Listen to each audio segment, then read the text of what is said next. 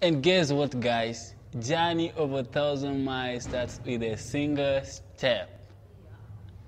Journey over 1,000 miles, when you will be looking at your camera and seeing the 5D Mark IV, Mark III, or EOS 1DX, guys, it starts from a single step, your 4000D. Don't be embarrassed to take your 4000D and take some pretty good shots. Today, I'm going to show you how to shoot in manual mode.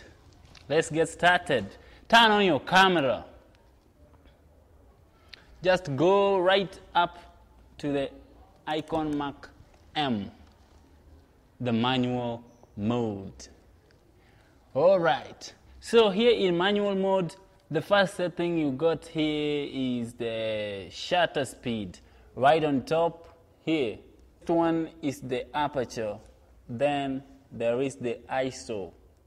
Then this other one is the exposure and EAB setting. And then the next one is the flash. And then the next one is the flash exposure. All right, moving closer, there is they choose the image effects and then the ambience priority. Okay. I want to talk about the ISO, the shutter speed, and the aperture. Master these three, and then I'm going to show you how to select the right image effects and the metering of your subjects. Partial metering is my favorite because it pops out your subject. It leaves the subjects brighter, then the background a little darker. Then there is the image effects. Image effects, I do prefer the neutral. Sometimes I go for the faithful, and sometimes, or not sometimes, but mostly I go for the landscape. Because when you're shooting like maybe a nature shoot, the greenish look is so beautiful. It looks so nice in your photos. And this one, yeah, you gotta use it. This one is the best one for me. All right, now to the ISO, the shutter speed, and the aperture. First, set your ISO to 100, because when you go higher, the image quality also reduces.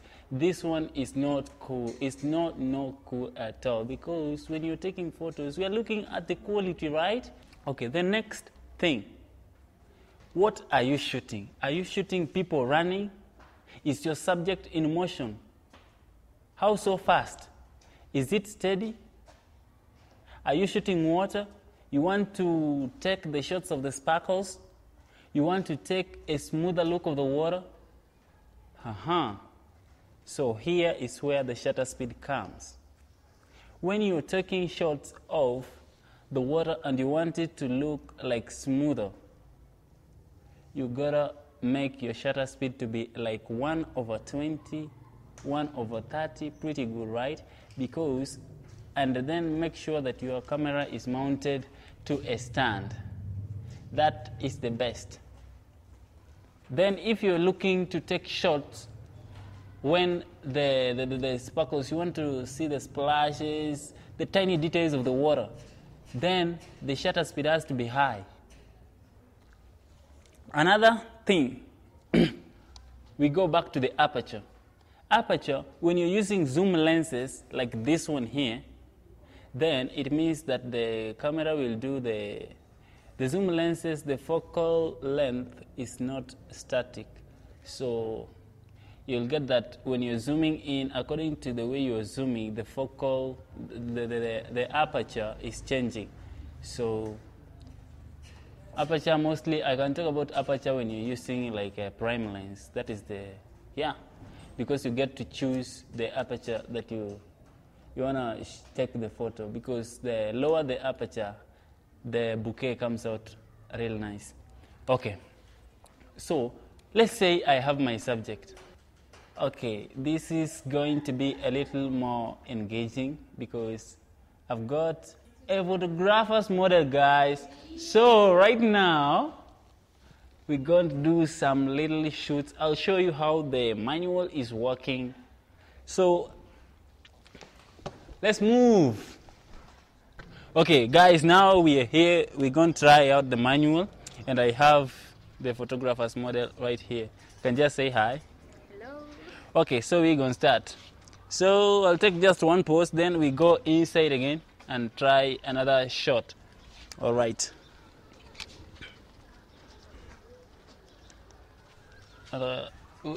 Come closer to the, so that we go and check the ISO. So right now, do you see the ISO? Do you see the ISO? Yeah. Okay, so the ISO, I'll put the ISO to like 100 because there is too much light. And then the ISO at that, then the shutter speed, I'll put the shutter speed to like 125. 125 is great. And then I'll just use the autofocus. So, all right, so you can see she's in focus, and I'll just take the shot. Yeah, so this is the shot. So we'll check. All right, so that one shot, then again we'll go inside, and then I'll show you much more to do with the ISO in the presence of a dim light, low light conditions. So let's get inside. Okay, now we're inside. Now I'm gonna take some photos in the dim light, just like I said. So just get that side, and then okay, I'll bring it for you. Don't worry. Okay, so I'll let her sit just right there. Then she'll face like this side, yeah. And I'ma use 1.8 50 mm. All right. So would you come closer, please? Just this way. All right. All right. Okay. I've already tampered with the settings that are made outside. So I'ma use another different setting. Oh, okay. So, oh, actually, looks cool. Okay, outside I did like an ISO of 100 when I was outside. And when I'm now in, I'ma go for something higher, like 1600. And then the aperture will be 1.8. I'll just leave it right there. Then the shutter speed 1/100. That's cool. So I'ma take the shot right away. Are you focusing on the screen? Yes. All right. So let me focus and then take the shot. I see some light is going down, so I'll just go ahead and raise my ISO to 3200. Yeah, that looks cool. So, okay, I'm taking the shot.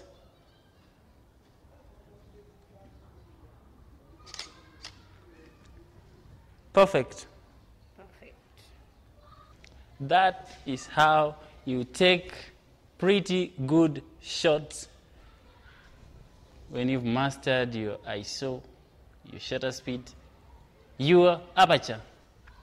Knowing how to use all these, then you can go for other settings like the image effects, and those are the things that you can use to beautify your photos. So thank you so much, guys, for watching that video.